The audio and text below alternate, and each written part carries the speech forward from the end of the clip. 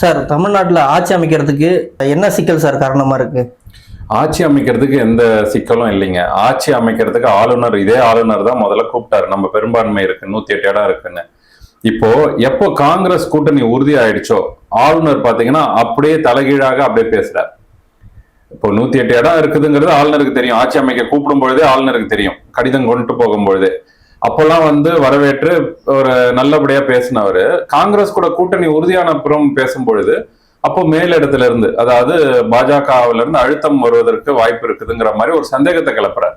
அது வரைக்கும் பாத்தீங்கன்னா ஆளுநரா இப்போ பாஜக காரர் மாதிரி பேசுறாரு. உங்களுக்கு 118 பெரும்பான்மை காமிச்சாதான், நீங்க அதை உறுதிப்படுத்தினாதான் அது எந்தெந்த கட்சிகள் உங்களுக்கு கொடுத்துருக்குன்றதை நீங்க சொல்லணும். இப்படிலாம் நிபந்தனை விதிக்கிறதுக்கு ஆளுநருக்கு எந்த ஒரு அதிகாரமும் கிடையாது. பெரும்பான்மை யார் எடுத்திருக்கிறாங்க? இப்போ 3 கட்சி இருக்குதுன்னா 3 கட்சியில யார் அதிக சீட் எடுத்திருக்கிறாங்க? தமிழக வெற்றி கழகம். 108 இடம் இருக்கு. அந்த அடிப்படையில நீங்க ஆட்சி அமைங்க அப்படிங்கிறத சொல்லணும் ஆளுநர். அவ்வளவுதான் அவருடைய வேலை. அதுல இவங்க ஆட்சி அமைப்பாங்களா, ஆட்சி அமைக்க மாட்டாங்களா, பெரும்பான்மை கிடைக்குமா, பெரும்பான்மை கிடைக்காதா, குதிரை பேரம் நடக்குமா, நடக்காதா, தமிழக மக்களுக்காக சிந்திக்கிறோம், இதெல்லாம் ஆளுநர் வேலை கிடையாதுங்க. அதெல்லாம் தமிழக மக்கள் ஓட்டு போட்டு ஜெயிக்க வச்சிருக்காங்க. தமிழக மக்களுக்கு நீங்க உண்மையிலேயே ஜனநாயகத்துக்கு நீங்க குரல் கொடுக்கிறவரா இருந்தா, மதிக்கிறவங்களா இருந்தா, ஓட்டு போட்டு ஜெயிக்க வச்ச அந்த கட்சியை, பெரும்பான்மை உள்ள அந்த கட்சியை நீங்க ஆட்சி அமைக்க கூப்பிடணும். அதை விட்டுட்டு நீங்க தர்க்கம் பண்ணிட்டு இருக்க கூடாது. அது அவருடைய வேலை இல்லை. ஒரு ஆளுநர் போயிட்டு ஒரு தனியார் தொலைக்காட்சிக்கு பேட்டி கொடுத்துட்டு உட்காந்துருக்காரு. இதெல்லாம் ஆளுநர் வேலை கிடையாது. ஆட்சி அமைக்க நீங்க அவர் ரெக்வஸ்ட் கொடுத்துட்டார் தளபதி. அப்ப நீங்க அவரை கூப்பிட வேண்டியது உங்களுடைய கடமை. அதோட அவர் நிக்கணும். அதன் பிறகு ஒரு முதலமைச்சராக பதவி ஏற்ற பிறகு நீங்க பெரும்பான்மை நிரூபிக்க சொல்லி சட்டமன்றத்துல நீங்க கேக்குறீங்களா, அதுல அவரோட நிரூபிக்கலாம். இப்ப இவர் எப்படி இருக்குதுன்னா, 118 இடங்கள்ல நீங்க நிரூபிச்சாதான் நான் உங்களுக்கு இதுவே கொடுப்பேன்னா, அப்படி ஒரு நடைமுறையே கிடையாது. இவர் அப்படியே ஒரு அரசியலமைப்புக்கே அப்படியே மாறாக நடந்துக்கிறார். ஏன் இவர் கூட தளபதி கூட கூட்டணி இருக்கிறவங்க தான் ஆதரவு கொடுக்கணும்னு கிடையாதுங்க. வெளியில இருந்து கூட ஆதரவு கொடுக்கலாம். இதே திமுக கூட ஆதரவு கொடுக்கலாம், நாளைக்கு இதே அதிமுக ஆதரவு கொடுக்கலாம். ஆனா நாங்க கூட்டணிக்குள்ள போகல, ஆதரவு கொடுக்கிறோம், மக்களை மதிச்சு நாங்க ஆதரவு கொடுக்கிறோம், மக்களுடைய தீர்ப்பை நாங்க ஏத்துக்கிறோம், எப்படி செயல்படுறாருன்னு பாக்குறோம், அப்படி கூட அவங்க ஆதரவு கொடுக்கலாம் இல்லையா? கூட்டணி வர நீங்க இப்ப இவர் என்ன கேட்கிறாரு, நீங்க உறுதிப்படுத்திட்டு வாங்கன்னா எப்படி வருவாங்க? கூட்டணி உள்ள வந்தவங்க தான் உறுதிப்படுத்திட்டு வருவாங்க.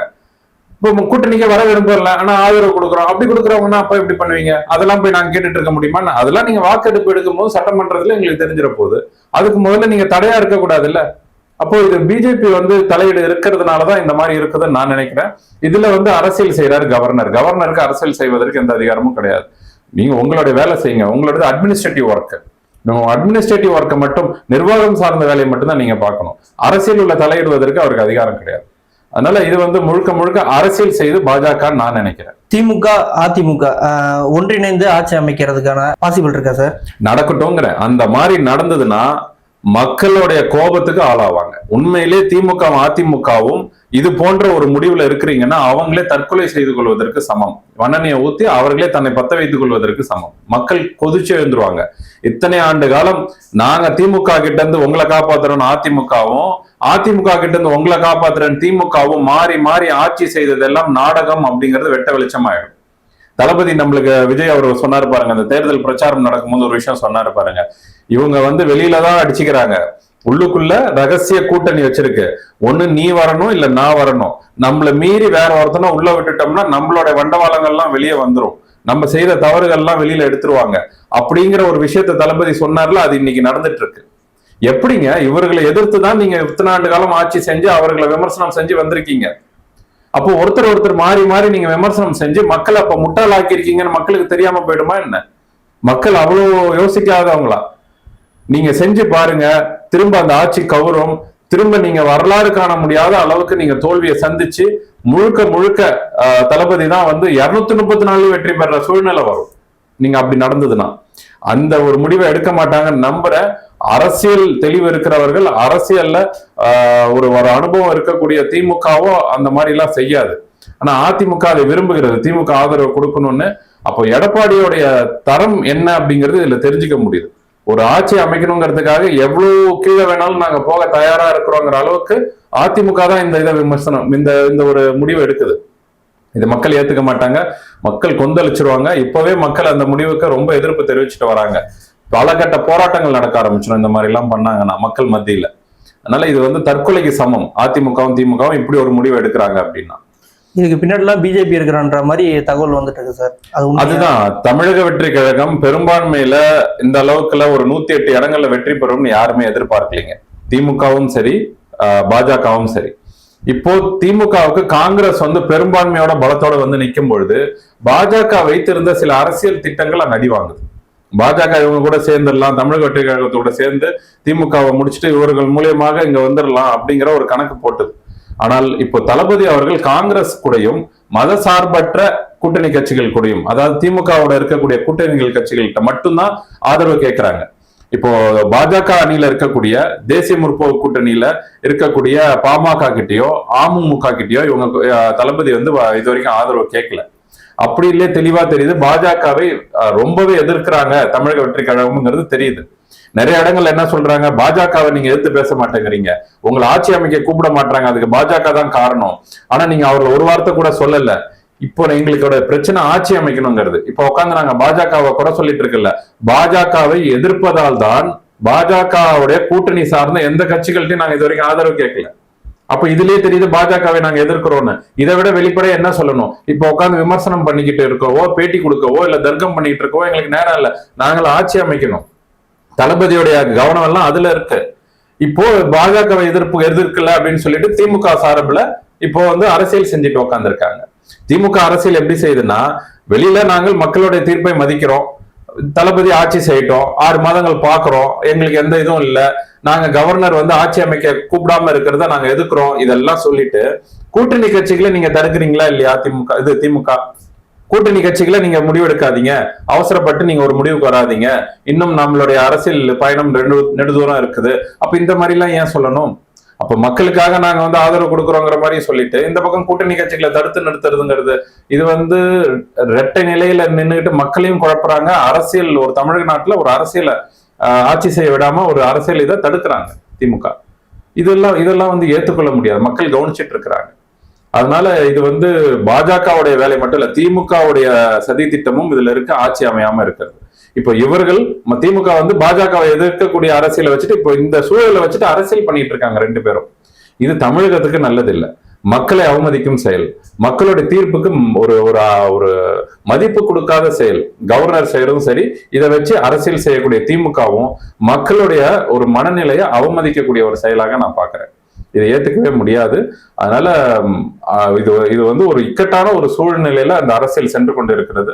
மக்கள் கவனிச்சிட்டு இருக்காங்கிறத திமுகவும் உற்று பார்க்கணும், பாஜகவும் யோசிச்சு செய்யணும். ஒன்னொன்னு விசிகா மற்றும் கம்யூனிஸ்ட் கட்சியில வந்து டிவிக்கு ஆதரவு கொடுக்காம இருந்தால் என்ன சார் நடக்கும்? பெரும்பாலும் விடுதலை சிறுத்தை கட்சிகளும் சரி கம்யூனிஸ்ட் கட்சிகளும் ஆதரவு கொடுப்பாங்க.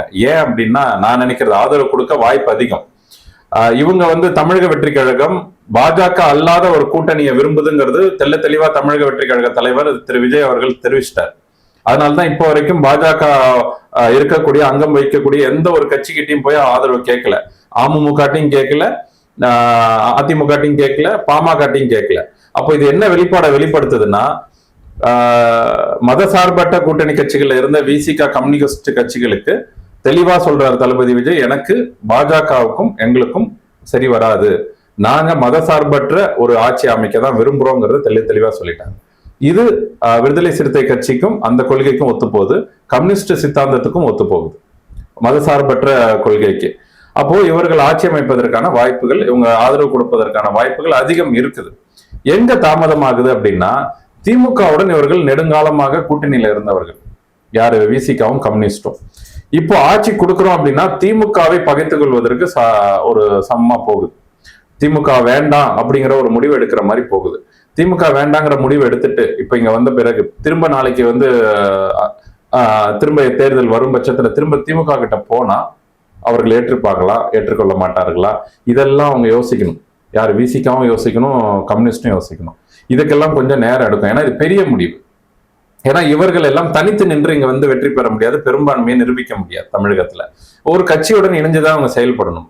அந்த இணைவுங்கிறது சூழ்நிலைக்கு தகுந்த மாதிரி இவங்க மாத்திக்கிட்டே இருந்தாங்கன்னா இவங்களுக்குன்னு இருக்கக்கூடிய தனித்துவம் போயிடும். விசிகாக்கு இருக்கக்கூடிய தனித்துவம் போயிடும், கம்யூனிஸ்டுக்கு இருக்கக்கூடிய தனித்துவம் போயிடும். இப்ப காங்கிரஸ் வெளியில வந்துட்டாங்க அப்படின்னா, தீர்க்கமா வந்துட்டாங்க, திமுக இனிமே வேண்டாம், இனி இது நாடாளுமன்ற தேர்தலுக்கும் வேண்டாம், சட்டமன்ற தேர்தலுக்கும் வேண்டாம், உள்ளாட்சிக்கும் வேண்டாம். இனி எங்களுடைய கூட்டணி மக்கள் விரும்புகின்ற தமிழக வெற்றி கழகத்துடன் தான். இங்க தமிழகத்துல திரும்ப வந்து பாஜக உள்ள நுழைஞ்சிடக்கூடாதுங்கிறதுல அவங்க தெளிவா இருக்கிறதுனால இவங்க கூட கை கோத்துட்டாங்க. அப்ப அவங்க முடிவு ரொம்ப தீர்க்கமா இருக்கு. ஆனா விசிக, கம்யூனிஸ்ட் போன்றவர்கள் அந்த மாதிரி தீர்க்கமான முடிவை இன்னும் எடுக்காததுனாலதான் இந்த தாமதம். இன்னைக்கு ஒருவேளை தளபதி விஜய்க்கு ஆதரவா வந்துட்டாங்க அப்படின்னா அப்பவுமே அவர்களுக்கு மிகப்பெரிய வருங்கால அரசியல் அப்படிங்கிறது பாதிக்கக்கூடிய ஒரு சூழல் ஏற்படும். அப்போ வருங்காலத்திலும் தமிழக வெற்றி கழகத்து கூட தான் இருக்க போறாங்களா, திரும்ப திமுக கூட போக போறாங்களா? திமுக கூட போனோம்னா அங்க ஸ்டாலின் இதே முக்கியத்துவத்தை வருங்காலத்திலையும் கொடுப்பாரா, இல்ல நீங்க போனவங்க தானே என்ன மீறிக்கிட்டு அப்படின்னு அவங்க வந்து நாளைக்கு வந்து ஆட்சியிலயோ இல்லைன்னா நம்ம அதிகாரத்திலயோ அவங்க வந்து வாய்ப்பு கொடுக்க தடையா இருக்குமா? இதெல்லாம் அவங்க யோசிச்சு முடிவெடுக்கிறதுனால தான் இந்த தாமதம். ஆனா வாய்ப்பு அதிகம் இருக்கு. தளபதி விஜய் அவர்களுக்கு ஆதரவு கொடுக்க வாய்ப்பு இருக்கு. கொடுத்தா நல்லதுன்னு நான் சொல்லுவேன். ஏன்னா விசிகாவும் கம்யூனிஸ்ட் கட்சியும் திமுக ஆட்சியில் இருக்கும் பொழுது அமைச்சரவையில இது வரைக்கும் இடம்பெறவே இல்லை.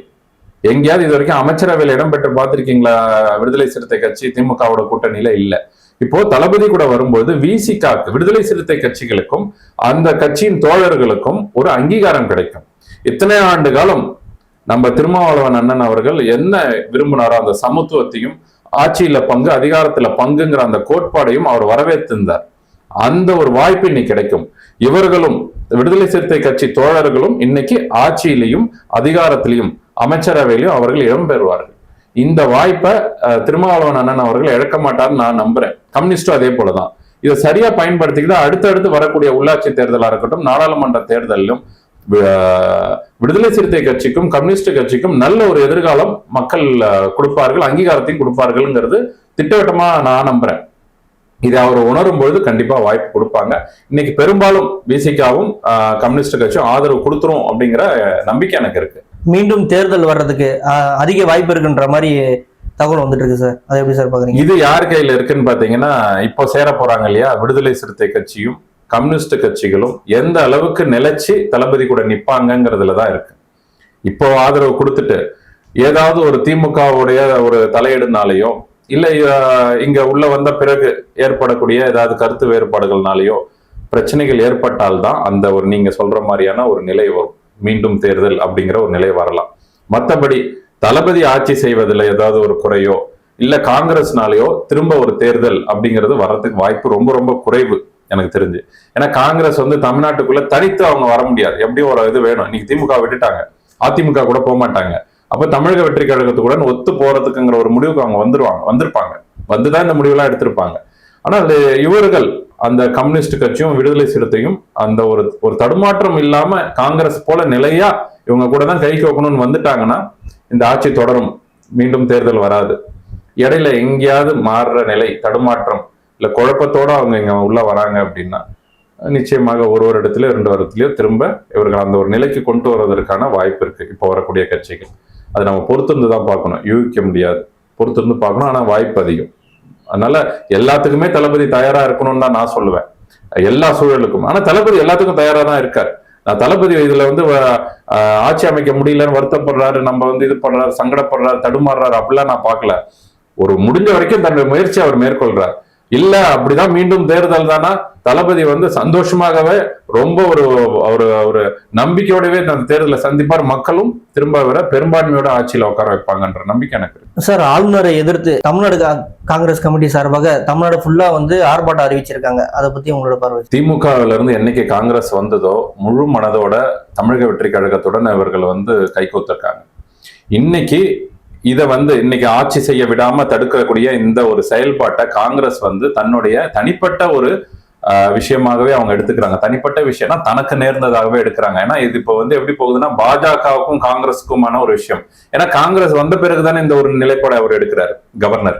அதுக்கு முன்னாடி வரைக்கும் விஜய் வரவேற்று ஆட்சி அமைப்பதற்கான ஒரு ஏதுவான ஒரு சூழல் அவர் அப்படியே போறாரு. ஒரு ஃப்ரெண்ட்லியான அப்ரோச் இருந்தது. நீங்க பாத்தீங்கன்னா ஆரம்பத்துல கூப்பிடும் பொழுது காங்கிரஸ் கூட கைகோத்த பிறகுதான் இவர் இந்த ஒரு முடிவு எடுக்கிறார். அப்போ காங்கிரஸுக்கு என்ன ஒரு எண்ணம் வருதுன்னா, பாஜக நம்மளதான் எதிர்க்குதுங்கிற ஒரு எண்ணம் வரும்பொழுது ஆட்டோமேட்டிக்கா அவங்க என்ன பண்றாங்க, தன்னோட எதிர்ப்பை பதிவு செய்ய ஆரம்பிக்கிறாங்க. இது வரவேற்கக்கூடியதுதான். காங்கிரஸ் என்னைக்கு தமிழக வெற்றி கழகத்தை கைகோத்துச்சோ அப்ப தமிழக வெற்றி கழகத்துக்கு எது நடந்தாலும் அது காங்கிரஸ் பொறுப்பு, காங்கிரஸுக்கு எது நடந்தாலும் தமிழக வெற்றி கழகம் உடன் இருக்கணும். இந்த ஒரு சூழலுக்கு வராங்க. இது ஆரோக்கியமான ஒரு விஷயமா தான் பாக்குறேன். இது பாஜகவுக்கு மேலும் ஒரு நெருக்கடியும் கொடுக்கும், கவர்னருக்கும் அந்த நெருக்கடியை கொடுக்கும். காங்கிரஸ்க்கு இங்க மக்கள் மத்தியில இன்னும் கொஞ்சம் ஆதரவு இதை அதிகரிக்கும். இது ஒரு பக்காவான ஒரு பொலிட்டிக்கலான ஒரு விஷயமா தான் நான் பாக்குறேன். காங்கிரஸ் தனக்கான ஒரு ஆதரவையும் இங்க தேடிக்குது மக்கள் மத்தியில, அதே சமயத்துல பாஜகவுக்கு தன்னுடைய கண்டனத்தையும் எதிர்ப்பையும் வலுவா வைக்குது இல்லைங்களா? அப்போ இது இந்த கூட்டணி, ரெண்டு கூட்டணியும் தமிழக வெற்றி கழகமும் காங்கிரஸும் இன்னும் பலமாக இருப்பது அப்படிங்கறத இது உணர்த்துது. அப்ப பாஜக இது இப்போ பின்வாங்குமா, இல்ல இன்னும் இதை எதிர்த்து நின்று இதை தைரியமாக அதிமுக வச்சு விளையாடுமா அப்படிங்கறத நம்ம இனிமேதான் பார்க்கணும். இப்ப பாஜக நேரடியா இங்க எதுவுமே விளையாட முடியாது. ஒன்னு ஆளுநரை வச்சு நீங்க விளையாடணும், இல்லைன்னா அதிமுகவை தூண்டிவிட்டு அவர்களை இந்த மாதிரி நீங்க போய் டிஎம்கே கிட்ட ஆதரவு கேளுங்கன்னோ, இல்லைன்னா வேற ஏதாவது வழியில ஆதரவு தேடவோ, இல்ல தமிழக வெற்றி கழகத்துக்கு கிடைக்கக்கூடிய அந்த ஆதரவு, அந்த 118 சீட்ல அதை எப்படி தடை செய்யலான்றத, இல்ல அதை நீங்க எப்படி தடுக்கலாங்கிறத நீங்க பாருங்கன்ற இந்த மாதிரியான வேலைகள்ல தான் பாஜக ஈடுபடும். இதுக்கு காங்கிரஸ் போன்ற ஒரு பெரிய தேசிய கட்சி இந்த மாதிரியான ஒரு உறுதுணையாக தமிழக வெற்றி கழகத்துக்கு இருப்பது தமிழக வெற்றி கழகத்துக்கு ஒரு பலம் தான். அதனால இந்த மாதிரி ஆர்ப்பாட்டம் போராட்டங்கள்லாம் செஞ்சாதான் ஆளுநருக்கு ஒரு பயத்தை ஏற்படுத்தும். தமிழக வெற்றி கழகம் வெறும் அரசியல் புதுசுங்கிற ஒரு எண்ணம் ஆளுநருக்கு இருக்கு. ஆனா தமிழக வெற்றி கழகத்துல இருக்கக்கூடிய தலைவர்கள் எல்லாம் அனுபவம் வாய்ந்தவர்கள் தான். யாரும் அங்க சும்மா வரல, முதல் முறைன்னு இல்லை. அண்ணன் செங்கோட்டையனா இருக்கட்டும், பொதுச் செயலாளரா இருக்கட்டும், ஆதவ அர்ஜுனாவா இருக்கட்டும், அதுல இருக்கக்கூடிய நிர்மல் குமாரா இருக்கட்டும், எல்லாருமே அரசியல் அனுபவம் உள்ளவர்கள் தான். அதை கையாளக்கூடிய சூழல் அவர்களுக்கு தெரியும். அதுல காங்கிரசும் இப்ப உடன் சேர்ந்திருப்பது கூடுதல் பலமாக தான் நான் பார்க்கிறேன். இந்த போராட்டம்லாம் தேவையான ஒன்றுதான் இந்த நேரத்துல. தமிழக வெற்றி கழகத்தோட பொதுச்செயலாளர் அவங்களோட எம்எல்ஏ கிட்ட எவ்வளவு பணம் கொடுத்தாலுமே பணத்தை பார்த்துட்டு, தளபதி முகத்தை பார்த்துட்டு நேர்மையா இருங்க அப்படின்ற மாதிரி சொல்லியிருக்காரு. அது என்ன காரணமா இருக்கும்? இது பொதுவாகவே உங்களுக்கு தேர்தல்னு வருதுன்னா, இது தேசிய அளவுலயே, தமிழ்நாடுன்னு இல்லை, தேசிய அளவுலயே எல்லா இடத்துலயும் குதிரை பேரம் நடப்பது காமனான விஷயம். குதிரை பேரத்துக்கு பாஜகவும் சரி, அதிமுகவும் சரி, இல்ல திமுகவும் சரி, யாரு வேணாலும் உள்ள நுழையலாம். ஏன்னா அவர்களுக்கு தான் லாபம். இவர்களை பிரிச்சா அந்த 118ஐயும் நம்ம உடைக்கணும், பிரிக்கணும் அப்படிங்கிறத பிரிச்சா, அதுல தமிழக வெற்றி கழகத்தில் இருக்கக்கூடிய சட்டமன்ற உறுப்பினர்களையும் மிரட்டவோ இல்ல பணத்தை காமிச்சு ஆசை காட்டவோ இருக்கலாம். அதுக்காக இவர்கள் போயிடுவாங்கன்னு இல்லை. இவங்க போகணும்னு நினைச்சிருந்தா அப்பவே வேலை போயிருக்கலாம். எப்போ சட்டமன்ற தேர்தலில் அப்பவே வேலை போயிருக்கலாம். ஆனா அவர்கள் உறுதியா தளபதி கூட இருக்கிறாங்க. இருந்தாலும் ஒரு பொதுச் செயலாளராக இவர்கள் சொல்ல வேண்டியது ஒரு கடமை. எங்க பாரு, நீ இப்படிதான் இருக்கணும், இது நம்ம தளபதிக்காக கொடுக்கக்கூடிய ஒரு விஷயம். தளபதி ரொம்ப கஷ்டப்பட்டு வந்திருக்கார். என்ன பணத்தாசை காட்டினாலும், என்ன மிரட்டல் விடுத்தாலும், எதுவாக இருந்தாலும் தளபதி கூட நாம நிக்கணும் அப்படிங்கிறது ஒரு பொதுவாக ஒரு மோட்டிவேஷன் கொடுக்கக்கூடிய, அவர்களுக்கு ஒரு ஊக்கம் கொடுக்கக்கூடிய ஒரு விஷயம். அது தளபதி படத்தை பார்த்து நீங்க எல்லாம் ஒரு நேர்மையாகவும் தைரியமாகவும் இருக்கணும் அப்படிங்கிறது. தளபதி நம்ம கூட இருக்கிறார், அவர் நிலையா இருக்கிறார், எதுக்கும் அவர் அஞ்சல, யாருக்கும் கீழ்ப்பணிஞ்சு போகல. எல்லாரும் ஊடகங்கள் சொன்ன மாதிரி ஒரு பாஜகவுடைய பி டீம், யாரு தமிழக வெற்றி கழகமும் தளபதியும் அவங்க ஏவி விட்டதுனால்தான் அவர் வந்தார். இதெல்லாம் உடைக்கிறார் இப்ப தளபதி. அதனால அவர் எவ்வளவு நெருக்கடி வந்தாலும் தளபதி நின்னு பேசுறாரு. அதே மாதிரி நீங்க உங்களுக்கு எவ்வளவு அச்சுறுத்தல் வந்தாலும் இல்ல பணத்தாசை காட்டினாலும் எதுக்கும் நீங்க அஞ்சாதீங்க, தடுமாறாதீங்க, நிலைச்சு நில்லுங்க அப்படிங்கிறத ஒரு பொதுச் செயலாளரா அவர் ஊக்கப்படுத்த வேண்டியது அவர் கடமை. அதை செய்யறார். இது எல்லா இடத்துலயும் நடக்கக்கூடியதுதான், எல்லா கட்சியிலும் நடக்கக்கூடியதான், ஒட்டுமொத்த தேசியத்திலையும் உள்ள கூட எல்லா மாநிலத்திலையும் இது நடக்கக்கூடிய ஒண்ணுதான். அதனால இது ஒண்ணும் பெருசா பார்க்கல. அப்படின்னு பார்த்தா அதிமுகலையும் பாத்தீங்களா, கொண்டு போயிட்டு பாண்டிச்சேரியில ரெசார்ட்ல வச்சிருந்தாங்க. ஏன் வச்சிருந்தாங்க? எல்லா இடத்துலயும் திமுக வேலை பேசலாம், இல்ல யார் வேணாலும் பேசக்கூடிய நிலை ஏற்படும். அதனாலதான் அது அந்த மாதிரியான ஒரு விஷயம் சொல்றது. ஆனா நாம கொண்டு போய் எங்க அடைச்சிலாம் வைக்கல. நாம பொதுவா அவர் கூப்பிட்டு நம்ம அலுவலகத்துல அதை சொல்றாரு, கட்சி அலுவலகத்துல. அதனால அது காமனான ஒரு விஷயம் தான். இதுல ஒண்ணும் எந்த ஒரு உள்குத்தோ இல்ல வேற எதுவுமே இல்லை. சரியா இருந்துக்கோங்க, கரெக்டா இருந்துக்கோங்க, தளபதிக்காக இருப்போம் நாம அப்படின்றத உறுதிப்படுத்திக்கிறார். அவ்வளவுதான்.